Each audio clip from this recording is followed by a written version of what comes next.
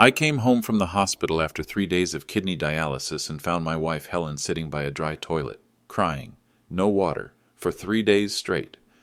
Meanwhile, my son Brian was laughing loud at a pool party at his mother-in-law's mansion. I'm Frank Morrison, 69 years old, Vietnam veteran. For 47 years, I've kept my promise to protect my family. I sacrificed everything to raise Brian into a man. I thought when Helen and I grew old and weak, our son would be there for us. People looked at me standing there in my wrinkled hospital gown, still smelling of disinfectant. Nobody said anything. They just laughed and turned away. I stayed quiet then, but inside my head, I was already calculating. But that wasn't the worst thing I was about to discover. The promise I made 47 years ago started in a VA hospital in 1976. I was 22, fresh back from 2 tours in Vietnam, both legs full of shrapnel. Helen was my nurse. Auburn hair pulled back in a neat bun, gentle hands that never shook when she changed my bandages. "You're going to be fine, soldier," she whispered during those long nights when the pain wouldn't let me sleep. I knew right then I'd marry her. On our wedding day, I made her a promise. "I'll protect you and our family until my last breath." The words came from somewhere deep, somewhere the war hadn't touched. Helen smiled, tears in her green eyes. "I know you will, Frank." That promise became my religion. I never imagined I'd need to protect her from our own son. We had Brian in 1986. Helen was 33, I was 32. We'd tried for 8 years. When the doctor placed that red, screaming bundle in my arms, my hands trembled like they hadn't since the war. "Hey there, little man," I whispered. Brian wrapped his tiny fingers around my thumb and squeezed. Strong grip. I knew he'd be something special. I worked double shifts as a plumber to pay for everything Brian needed. Baseball gloves, piano lessons, college prep classes. Helen worked nights at the hospital. We'd pass each other in the driveway, exhausted, but we'd smile. "For Brian," she'd say. "For our boy," I'd agree. Brian was the center of our universe. We gave him every opportunity we never had. I didn't know that. Brian earned a full scholarship to State University in 2004, business major, 3.8 GPA. Helen and I drove him to campus in our old Ford pickup. I watched him carry his boxes into the dorm, shoulders straight, confident walk. "That's our boy," Helen said, squeezing my hand. Pride swelled in my chest like nothing I'd felt since the day he was born. Junior year, Brian brought home a girl. Stephanie Walsh. Blonde, perfect teeth, designer clothes that cost more than my monthly salary. Her father was Dr. David Walsh, some hotshot medical entrepreneur. Their family owned a mansion in the hills, drove cars worth more than my house. At dinner, Stephanie barely touched Helen's pot roast. "This is rustic," she said, smiling politely. Brian laughed like it was funny. That's when I first noticed my son starting to change. Brian graduated summa cum laude in 2008. The wedding was a year later at the Walsh estate. Stephanie's family paid for everything: flowers, catering, open bar, string quartet. Helen and I felt like spectators at our own son's wedding. The other guests wore clothes that cost more than my truck. They spoke in quiet voices about investments in vacation homes in Aspen. During the reception, a woman asked me what I did for work. "I'm a plumber," I said. She gave me that look, like I'd admitted to something embarrassing. "Oh," she said, then found someone else to talk to. Brian danced with Stephanie to some song I'd never heard. He looked happy. That should have been enough. I didn't know that I was already losing my son to their world. 8 years ago, I made a decision that would change everything. Helen had just been diagnosed with chronic arthritis. The doctor bills were piling up. My kidney function was starting to decline. We needed security for our future, and I wanted to help Brian build his life with Stephanie. Dr. Walsh approached me at a medical conference where I was doing some plumbing work. He was charming, confident. "Frank," he said, "I'm starting a revolutionary medical technology company. We're going to change healthcare forever." He needed silent investors, people who believed in the vision but didn't want the spotlight. I saw an opportunity to secure our family's future and maybe bring Brian into something bigger than himself. That night, I made a phone call that would give me more power than any of them ever imagined. The $2.3 million investment came from every penny Helen and I had saved over 40 years. My military pension, Helen's nurse retirement fund, the money we'd set aside for emergencies. I liquidated everything. Helen trusted me completely. "If you think it's right, Frank, then it's right," she said, signing the papers with steady hands. Dr. Walsh was grateful, almost emotional. "Frank, you're making medical history possible." The contracts were complex, but my military buddy Jake helped me understand them. Silent partner, 70% ownership, right to withdraw funds at any time. "Insurance," Jake said. "Smart veterans always keep their exit strategy."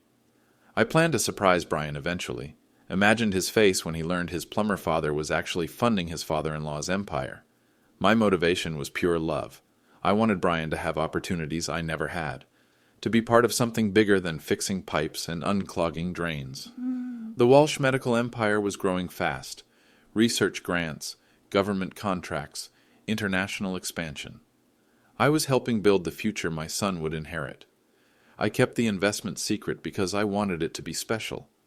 Maybe on Brian's 30th birthday or when Stephanie got pregnant, I'd sit him down and explain how his old man had been quietly building his legacy all along. "Your father's not just a plumber," I'd say. "He's the man who funded your future." I imagined Brian's respect, his gratitude, his pride in his father. But why keep it secret? The legal framework was ironclad. Silent partner agreement with Walsh Medical Technologies, LLC. 70% ownership stake. Right to inspect books quarterly. Most importantly, right to withdraw my capital investment with 30 days written notice, no questions asked. Jake had insisted on that clause. "Never trust anyone with your life savings without an escape hatch," he'd said. I kept the original contracts in our bedroom safe, next to my discharge papers, and Helen's nursing certificates. Every quarter, Walsh's accountant sent financial reports. The company was thriving. My investment had grown to over $4 million in value. I owned more than 2/3 of Dr. Walsh's medical empire. Brian had no idea his simple plumber father controlled his father-in-law's entire future. The startup became Walsh Medical Technologies, then Walsh Health Systems, then Walsh International. Dr. Walsh appeared on magazine covers, gave TED Talks, bought a yacht. Stephanie's family moved to an even bigger mansion. Brian got a management position at Walsh's consulting division. No interview required. Family connection. I watched my son's lifestyle improve dramatically. Designer suits, expensive dinners, European vacations. He was living the life I'd always dreamed he could have. Part of me felt proud. My money was giving him opportunities, but success made them forget where it all began. Brian started being embarrassed when I showed up at family events in my work clothes. Started making excuses about why Helen and I couldn't come to certain parties. But the worst was yet to come. Brian became ashamed of me. It started small, introducing me as Frank instead of my father at social gatherings. Then came the request to use the back entrance when I visited their house. "The Walshes might be stopping by," he'd explain. "You understand?" I didn't understand. I was his father, the man who'd worked 60-hour weeks to pay for his education, who'd taught him to ride a bike, to throw a curveball, to change a tire. But suddenly, I was an embarrassment. At Thanksgiving dinner, when Dr. Walsh asked about my work, Brian interrupted. "Dad's thinking about retirement soon." I wasn't. I loved my work. But Brian couldn't stand his father being just a plumber in front of his new family. The distance between us grew wider every month. The irony was crushing. Dr. Walsh's empire expanded using my money while my son treated me like hired help. Walsh bought a second mansion, a private jet, started a charity foundation, all funded by the plumber he barely acknowledged at family gatherings. Brian thrived in this world of wealth and status. He wore $1,000 suits to work at the company I was secretly funding, drove cars bought with profits from my investment, lived in a penthouse apartment whose rent came from dividends I was earning. Meanwhile, Helen and I were relegated to holiday visits and awkward birthday dinners. We were Brian's embarrassing secret, the blue-collar parents who didn't fit his new image. Every quarterly report showed my investment growing, but my relationship with my son shrinking. We needed Brian more than ever before. Helen's arthritis was getting worse. Some mornings she couldn't get out of bed without help. My kidney function continued declining. The doctors mentioned dialysis as a future possibility. We were getting old, and our bodies were failing us. I started asking Brian for small favors. Could he drive Helen to her doctor's appointment? Could he help me move some furniture? Each request was met with excuses. Work was busy. Stephanie needed him.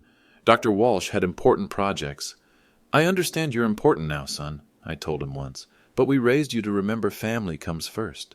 Brian looked at me like I was being unreasonable. Dad, you don't understand the pressure I'm under. But I understood perfectly. My son had forgotten where he came from. Then came the phone call that filled me with hope. Dad, Stephanie's pregnant. Brian's voice was excited, genuinely happy. You and Mom are going to be grandparents. Helen cried with joy. We talked for hours about baby names, nursery colors, all the ways we'd spoil our grandchild. Maybe this will bring us closer, Helen said, holding my hand. Babies have a way of reminding people what really matters. I allowed myself to hope. Surely becoming a father would help Brian remember the importance of family. He'd want his child to know their grandparents. He'd realize that money and status meant nothing compared to love and loyalty.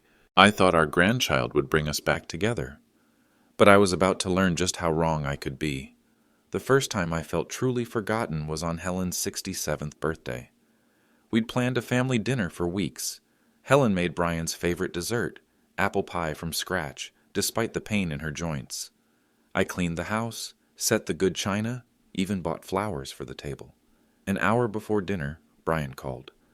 Sorry, Dad. Stephanie's having morning sickness. She needs me to stay home tonight.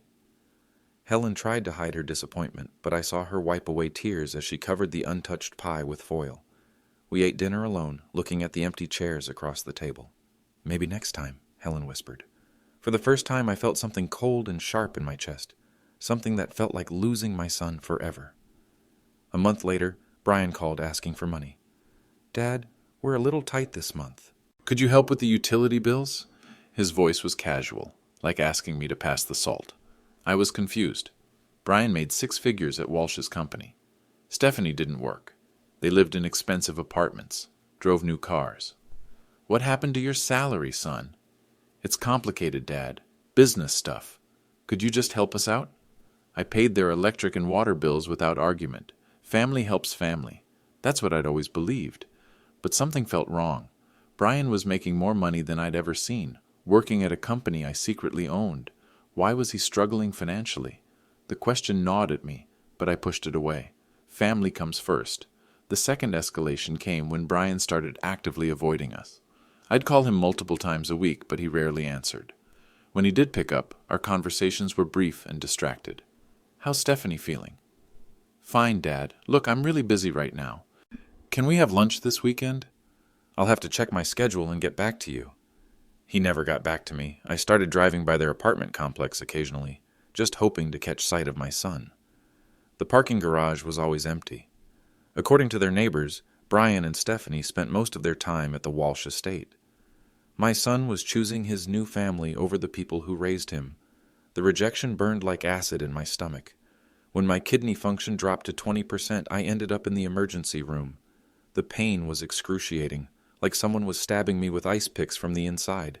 Helen rode in the ambulance, holding my hand, tears streaming down her face. From my hospital bed, I called Brian, straight to voicemail. I left a message explaining what happened, which hospital I was in, asked him to call back. Hours passed. Nothing. Helen tried calling Stephanie. No answer. I spent 3 days in the hospital. Tests, procedures, doctors explaining that dialysis would be necessary soon. Helen slept in the chair beside my bed every night. My son never called back. On discharge day, Helen was still crying. Not from relief, from heartbreak. Our son hadn't even called to see if his father was alive. Helen's condition deteriorated rapidly after my hospitalization. The stress of nearly losing me, combined with Brian's absence, broke something inside her. She could barely walk some days. Getting dressed took her an hour. Simple tasks like cooking or cleaning became impossible. I struggled to care for both of us. My energy was limited, my strength fading. We needed help desperately. We needed our son. Should I call Brian? Helen asked one morning, sitting on the edge of our bed, unable to put on her shoes. He's busy with the pregnancy, I said, kneeling to help with her laces. My fingers trembled with exhaustion, but inside I was screaming. Where was our son? Where was the boy we'd raised to care about family? Why didn't Brian know we were drowning? Father's Day arrived like a slap in the face. Helen had made my favorite breakfast: scrambled eggs, crispy bacon, fresh coffee. She'd struggled in the kitchen for 2 hours, stopping frequently when the pain became too much. Her love for me was stronger than her arthritis. I waited all morning for Brian's call. Nothing. At noon, I swallowed my pride and called him. "Happy Father's Day, son." "Oh, right. Happy Father's Day, Dad. Look, something came up with the Walsh family today. Rain check on dinner?" I hung up and opened Facebook. There was Brian at the country club with Dr. Walsh, all smiles, raising cocktails and a toast. My son had chosen golf and martinis over his father on Father's Day. The betrayal cut deeper than any shrapnel I'd taken in Vietnam. When my kidneys finally failed completely, I had to trust Brian with everything. The doctors scheduled me for 3 days of intensive dialysis. Helen couldn't be left alone. She could barely reach the bathroom without help. "Brian," I said over the phone, "I need you to check on your mother while I'm in the hospital. Make sure the utilities are paid, that she has food." "Of course, Dad. Don't worry about anything." For the first time in months, my son sounded responsible, caring. Maybe the pregnancy was changing him. Maybe becoming a father was helping him remember what family meant. I trusted him completely. As the ambulance took me away, I saw Helen waving from the window, and I felt peace. I had trusted my son with the most important thing in my life.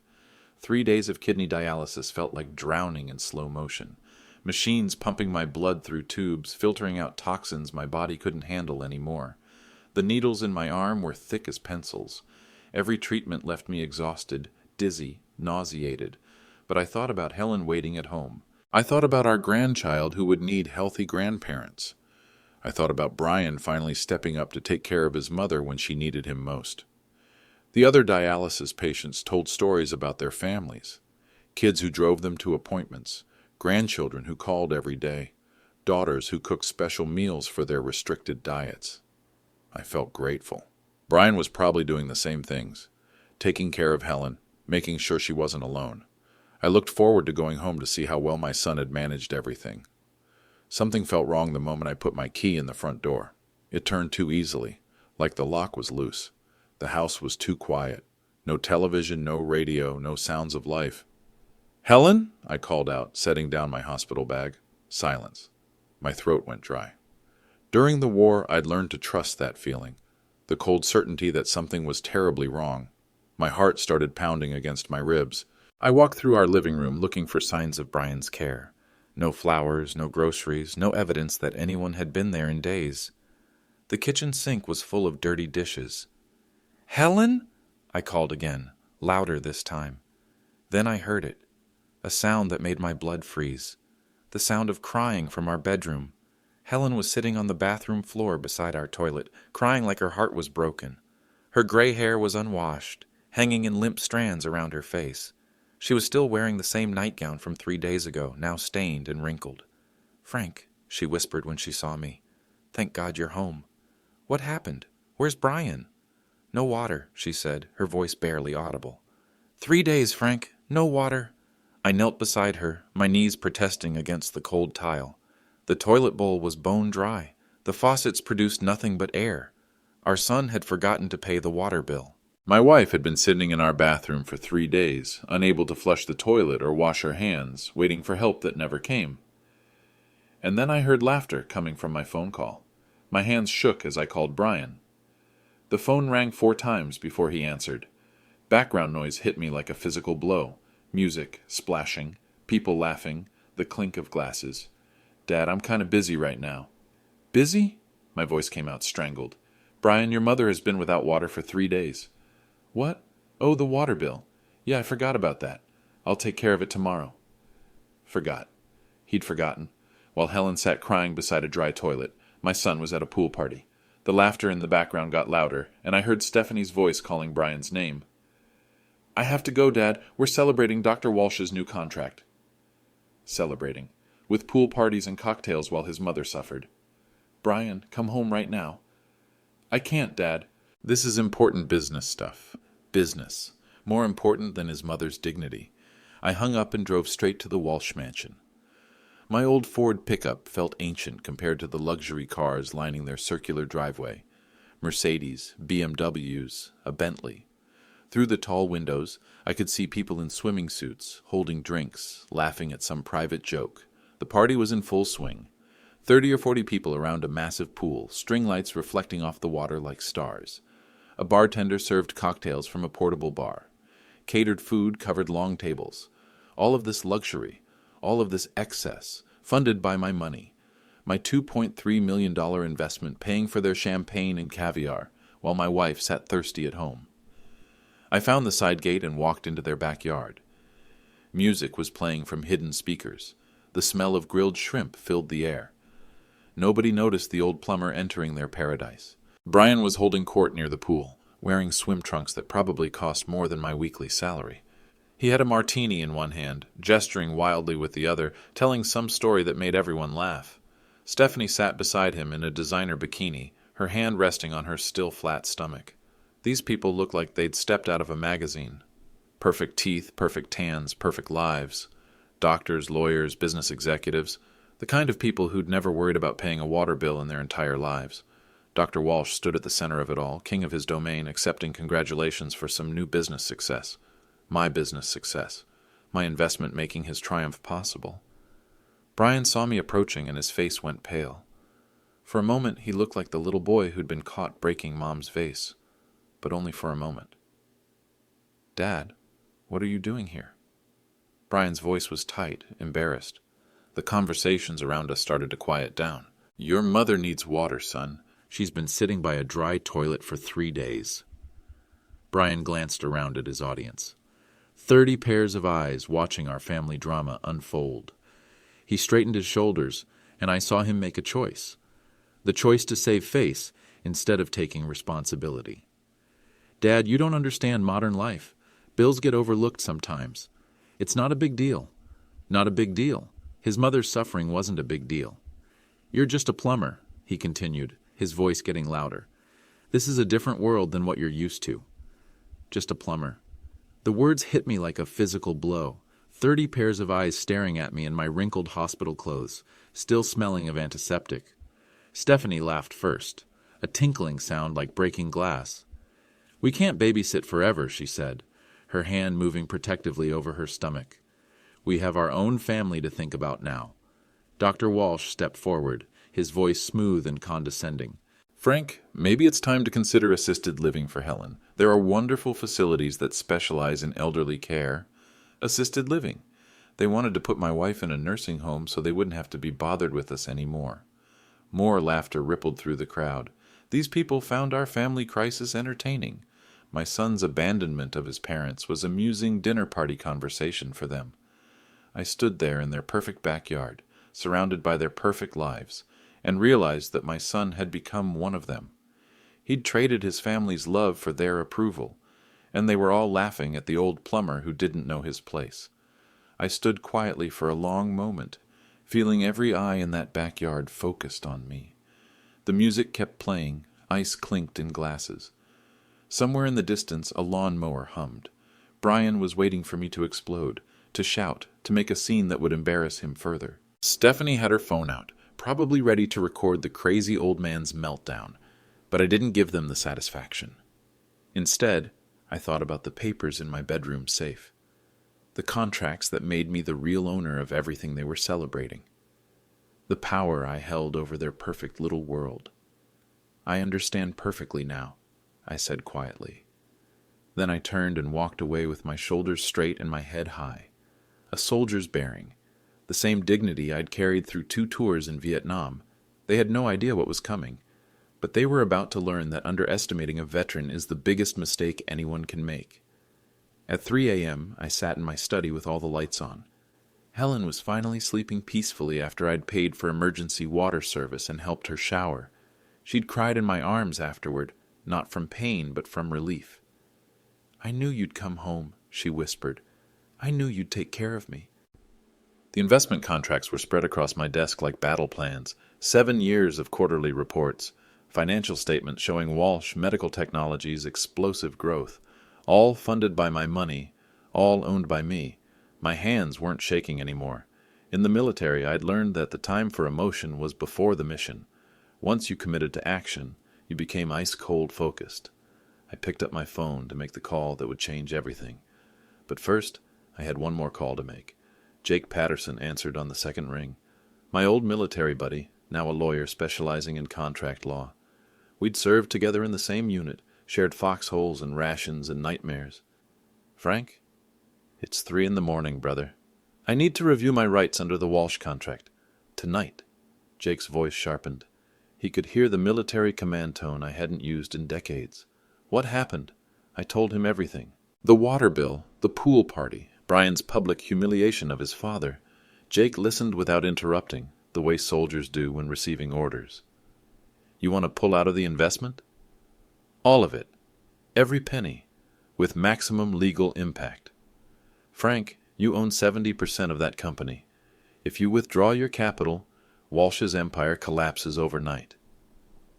I know exactly what I own, Jake, and it's time everyone else learned too. Jake walked me through the process step by step. Silent partner withdrawal required only written notice to the primary business partner, Dr. Walsh. No approval needed from boards or committees. My contract gave me absolute authority over my investment. The money has to be repaid within 30 days, Jake explained. If Walsh can't raise the capital, the business dissolves automatically. Can he raise $2.3 million in 30 days? Frank, your investment is worth over $4 million now. And it's not just the money. You own most of the company assets, the patents, the research data. Without you, Walsh has nothing but debt and overhead. I felt a cold satisfaction settling in my chest. For 7 years, I'd been the invisible foundation holding up their mansion of lies. Now I was going to pull that foundation away and watch everything collapse. What exactly is my plan? I spent the next hour writing 2 letters. The first was my formal notice of investment withdrawal, typed on my old manual typewriter. Legal language Jake had dictated, notifying Dr. Walsh that I was exercising my contractual rights immediately. The second letter was for Brian, personal, handwritten in my careful script. Son, it began, I've spent 47 years trying to teach you about honor, respect, and family loyalty. Since my words weren't enough, maybe my actions will be clearer. The plumber you're ashamed of has been funding your father-in-law's entire empire. Every dollar of success he claims, every opportunity you've been given, came from your old man's sacrifice. I'm taking it all back now. When you're ready to remember who raised you, you know where to find me. The decision I never wanted to make was already made. Helen found me packing our suitcases at sunrise. Her arthritis was manageable this morning. Sometimes anger gave her strength that medicine couldn't. Are we really doing this, Frank? We're going to stay with my sister in Phoenix for a few weeks. Let the dust settle. Helen picked up Brian's baby picture from our dresser, studied his innocent face. He was such a sweet little boy. He can be again, but first he needs to learn what he's lost. She nodded and helped me fold our clothes. 45 years of marriage had taught us to trust each other completely. If I said this was necessary, it was necessary. At 8 a.m., I called a taxi to take us to the airport. At 9 a.m., I mailed both letters. By 10 a.m., we were gone. And the clock started ticking on Dr. Walsh's empire. One phone call changed everything. I made it from Phoenix Sky Harbor Airport while Helen bought coffee and magazines for our flight. The noise of travelers rushing past me faded as I dialed Walsh Medical Technologies. Dr. Walsh's office. This is Miranda. This is Frank Morrison. I need to speak with Dr. Walsh immediately. Tell him it's about his primary investor. I'm sorry, Mr. Morrison, but Dr. Walsh is in surgery until... Tell him Frank Morrison is on the line. Trust me, he'll take the call. 3 minutes later, Walsh's smooth voice came through the speaker. Frank, how are you? To what do I owe the pleasure? Check your mail tomorrow, David. I'm withdrawing my investment. All of it. Silence. Long enough that I wondered if the call had dropped. Frank, I don't understand. Is this about Brian? Because if there's been some family disagreement, this is about respect. And the fact that your family has forgotten where your money comes from. Let's discuss this rationally. You're emotional right now. These decisions shouldn't be made when... The decision is made. You have 30 days to buy me out. $4.2 million, current market value. If you can't raise the money, the company dissolves and I take possession of all assets. I hung up before he could respond. Helen appeared beside me with 2 cups of coffee. How did he take it? About as well as expected. We spent a peaceful week at my sister Carol's house in Phoenix. Desert sunrise through her kitchen window, quiet conversations over coffee, long walks in air that didn't smell like hospitals or disappointment. Helen's arthritis seemed better in the dry heat. Her smile came back slowly. On Thursday morning my phone started ringing. First Dr. Walsh, then Stephanie, then finally Brian. I let them all go to voicemail. Helen and I were sitting on Carol's back patio watching hummingbirds at the feeder when I finally listened to the messages. Walsh was professional, trying to negotiate. "Frank, let's discuss this like businessmen. Perhaps a partial withdrawal, or a payment plan." Stephanie was crying. "Mr. Morrison, please call us back. There's been a misunderstanding." But Brian's message made my hands shake with rage. "Dad, what the hell is going on? Dr. Walsh says you're trying to destroy his company? This is insane. You're a plumber, not some business mogul. Call me back right now and explain what you think you're doing." Even now, even facing the collapse of everything he'd built his new life on, my son still couldn't accept that his father was more than he appeared. "Still thinks I'm just a plumber," I told Helen. "He'll learn," she said quietly. "One way or another, he'll learn." On Friday, Carol drove us to the bank. I'd called ahead to arrange the transfer. The Phoenix branch manager, a kind woman named Mrs. Rodriguez, walked us through the process of wire transfers and certified checks. "This is quite a large amount, Mr. Morrison. Are you certain about these instructions?" "I've never been more certain of anything." She printed out the documentation. Walsh Medical Technologies had 7 business days to meet my demands or face immediate asset seizure. The legal machinery was already in motion. Helen squeezed my hand as we signed the papers. Her fingers were warm and steady. That afternoon my phone rang 26 times. Brian, Stephanie, Dr. Walsh, even people I'd never heard of, lawyers, accountants, business partners trying to negotiate on Walsh's behalf. I answered none of them. On Saturday morning, Carol handed me the newspaper. Local business section, small headline, Walsh Medical faces investor crisis. The article was brief, careful not to mention names, but it confirmed what I already knew. Dr. Walsh was scrambling to find emergency funding. His empire was built on my foundation, and without me, everything was crumbling. "The story's getting out," Carol observed. "Good. Let everyone know that the plumber they've been laughing at actually owns their whole world." Helen smiled over her coffee cup.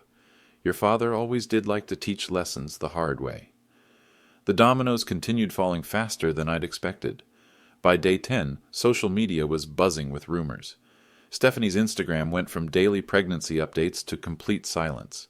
Dr. Walsh canceled his speaking engagement at a medical conference. The Walsh family's charity foundation postponed their annual gala. Brian's LinkedIn profile disappeared entirely. From Phoenix, I watched their perfect world unravel in real time. The same people who'd laughed at me by the pool were now whispering about the Walsh family's financial troubles. Society pages that had celebrated Dr. Walsh's success now hinted at liquidity challenges and investor disputes. The irony was perfect. Brian had been embarrassed by his plumber father, but now his association with the failing Walsh empire was the real source of shame. On day 15, Jake called with an update. "Frank, they're trying everything. Walsh approached 3 banks for emergency loans. All declined. He's reaching out to private investors, but word is out about the instability. Nobody wants to buy into a company that's about to lose 70% of its assets." "What about Brian?" "Lost his job yesterday. Walsh had to fire half his staff to cut costs. Stephanie's father blames her for bringing this curse into their family. They've moved out of their penthouse." For the first time in months, I felt something other than anger. I felt sorry for my son, but not sorry enough to stop. The call came on day 18. Not from Dr. Walsh or his lawyers, but from Brian himself. I almost didn't answer, but Helen nodded toward the phone. "Dad." His voice was broken, hollow. "Please, I need to talk to you." "I'm listening." "I lost everything. My job, our apartment, our savings. Stephanie's parents won't speak to us. Her father says, he says I'm the reason their family's being destroyed. And I don't understand any of this. Dr. Walsh says you own his company, that you've been funding everything for years? That doesn't make sense. I'm what, Brian?" Silence stretched between us across the miles. "I was going to say you're a plumber, but I guess I guess I don't know who you really are. I'm your father. I'm the man who worked double shifts to pay for your education. I'm the veteran who came home from war and built a life for his family. I'm the husband who spent 47 years keeping his promises. And yes, I'm also the silent partner who's been funding your father-in-law's empire since before you met Stephanie. Why didn't you tell me? Because I wanted it to be a surprise. I thought you'd be proud when you learned that your old man had secured your family's future. Dad, You chose them over us, Brian. When your mother needed you most, you chose a pool party. When your father asked for respect, you chose embarrassment. I know I messed up, but please, there has to be some way to fix this. There is, but first, you need to come home. The silence that followed lasted nearly a minute. When Brian spoke again, his voice was barely a whisper. Will you take me back? After everything I've done? I closed my eyes and thought about the little boy who used to fall asleep in my lap while I read him bedtime stories. The teenager who'd been so proud to show me his report cards. The young man who'd hugged me tight at his college graduation. Somewhere underneath the entitled stranger he'd become, that boy was still there. Son, I said quietly, you're still my blood. But respect isn't inherited, it's earned. And trust, once broken, takes time to rebuild. I understand. I'll do whatever it takes. Then come to Phoenix. Come see your mother. Apologize to her face, and then we'll talk about what comes next. 3 days later, Brian knocked on Carol's door. He'd driven from California in his 10-year-old Honda. The luxury cars had been repossessed. His designer clothes were wrinkled, his face unshaven, his eyes red-rimmed from crying or lack of sleep or both. When he saw Helen sitting in the living room watching morning talk shows, he broke down completely. Mom, I'm so sorry. I'm so sorry I wasn't there when you needed me. Helen opened her arms, and my grown son collapsed into them like the little boy he used to be. We talked until midnight. Brian told us everything. How he'd gotten caught up in the Walsh family's lifestyle. How he'd started feeling ashamed of his humble background. How the pressure to fit in had made him forget what really mattered. I thought I was building a better life, he whispered. But I was just running away from the life that actually mattered. The next morning, I handed him the withdrawal letter I'd written weeks ago. Read this. Brian read in silence, tears flowing down his cheeks. When he finished, he looked up at me with something I hadn't seen in years. Respect. You could have told me. All those times I disrespected you, you could have shut me up with one sentence. A real man doesn't need to wave his bank account around to earn respect from his son. But sometimes a real man has to take everything away to teach that lesson. Stephanie arrived 2 days later, 8 months pregnant, and clearly terrified about her future.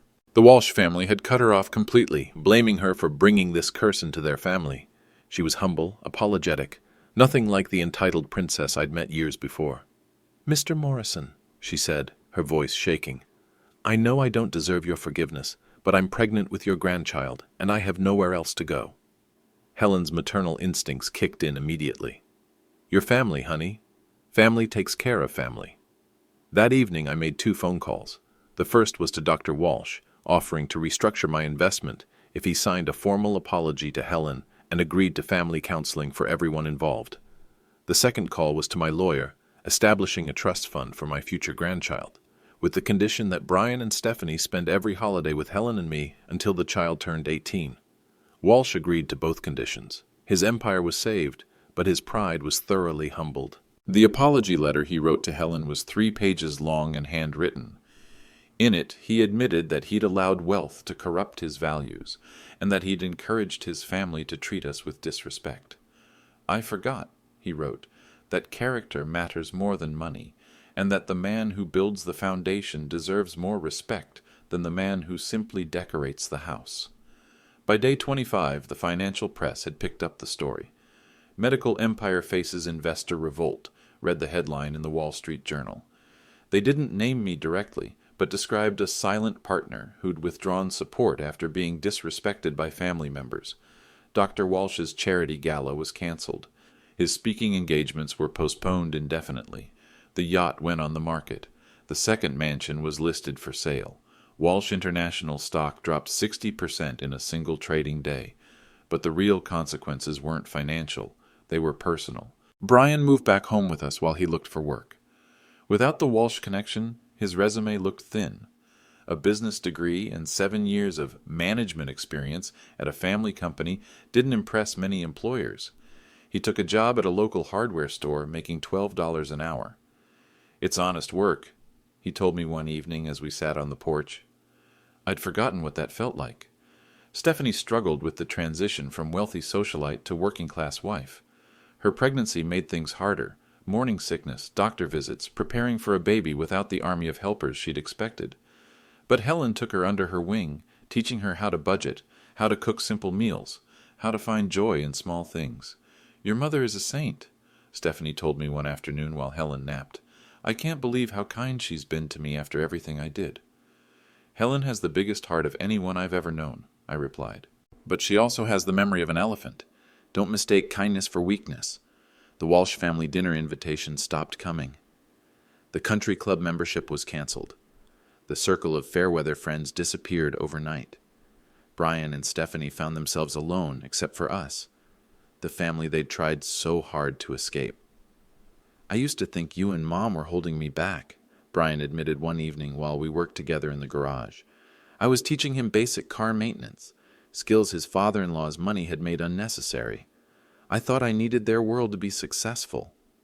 "Success isn't about how much money you have," I told him, showing him how to change brake pads. "It's about whether you can look yourself in the mirror and respect the man looking back." Dr. Walsh, meanwhile, was learning some hard lessons of his own. Without my investment, he'd been forced to sell off patents, downsize his staff, and close 3 research facilities. The medical conference circuit that had once celebrated him now whispered about his financial troubles and management problems. His wife filed for divorce, taking half of what little remained. His son moved to Europe to start fresh away from the family scandal. The Walsh medical dynasty, built on my money and my silence, crumbled in less than a month. "He called me yesterday," Brian told me one evening. "Dr. Walsh. He wanted to know if there was any way to make this right with you." "What did you tell him?" "That he'd have to talk to you himself, and that he should probably start with a real apology, not the lawyer-written kind." That apology never came. Dr. Walsh's pride was apparently stronger than his business sense. Instead, he filed for bankruptcy protection and quietly left town. The last I heard, he was working as a staff physician at a clinic in Montana, making a fraction of his former salary. The justice felt complete, but it wasn't sweet. I'd destroyed a man's life, even if he'd deserved it. I'd humbled my son, even though he'd needed it. I'd turned my family upside down to teach a lesson about respect, but sometimes that's what it takes. 6 months after the collapse, Brian got promoted to assistant manager at the hardware store. Stephanie gave birth to our granddaughter, Emma, 8 pounds, 2 ounces, with Helen's green eyes and Brian's stubborn chin. We all cried when the doctor placed her in our arms. "What do you think, Grandpa?" Stephanie asked, watching me hold Emma for the first time. "I think," I said, looking down at the tiny face that held our future, "that she's going to know exactly where she comes from, and she's going to be proud of it." Brian squeezed my shoulder. "Thanks, Dad, for everything, for not giving up on me." "Son," I said, "family never gives up on family. That's what I've been trying to teach you all along." Christmas came 6 months later, and for the first time in years, our house felt complete. Brian carved the turkey while Stephanie helped Helen set the table. Little Emma slept peacefully in her carrier, surrounded by packages wrapped in brown paper. We'd learned to find joy in simple things. Dr. Walsh and his remaining family joined us for dinner. It was awkward at first, the man who'd once owned mansions sitting at our simple dining room table using our everyday dishes. But humility, I'd learned, was a powerful teacher. "Frank," Walsh said quietly as we shared grace, "I owe you more than money. I owe you an apology for the man I became. We all make mistakes, David. The measure of a man isn't in avoiding them, it's in how he responds when he faces the consequences." Helen smiled across the table at me, her green eyes twinkling with the same light I'd fallen in love with 47 years ago. Stephanie was teaching Emma to wave her tiny fist at the Christmas lights. Brian was telling his daughter stories about her grandfather's military service, his voice full of pride instead of shame. After dinner, I walked out to the garage where my old military medal sat in a place of honor next to Emma's first baby picture. The bronze star I'd earned in Vietnam, tarnished with age but still meaningful. Helen found me there, as she always did when I needed quiet moments to think. "Any regrets?" she asked, slipping her hand into mine. "About the business? About Walsh? About teaching Brian a hard lesson? About any of it?" I thought about the question seriously. A man's empire had fallen. My son had lost everything he thought he wanted. Our family had been torn apart and rebuilt from the ground up. "No," I said finally. "Sometimes love has to be tough to be real. Sometimes you have to lose everything to understand what actually matters." From inside the house came the sound of Emma crying and Brian singing softly to comfort her. The same lullaby I'd sung to him 35 years ago. The same songs Helen had sung to me during the worst nights after the war. "He's a good father," Helen observed. "He learned from the best mother I ever knew." That night, as we lay in bed listening to our family sleep safely under our roof, I thought about the promise I'd made 47 years ago, to protect Helen and our family until my last breath. Sometimes protection means taking care of people. Sometimes it means teaching them to take care of themselves. But it always means loving them enough to do what's right, even when it's hard, even when it costs everything, even when it breaks your heart to build them back up stronger.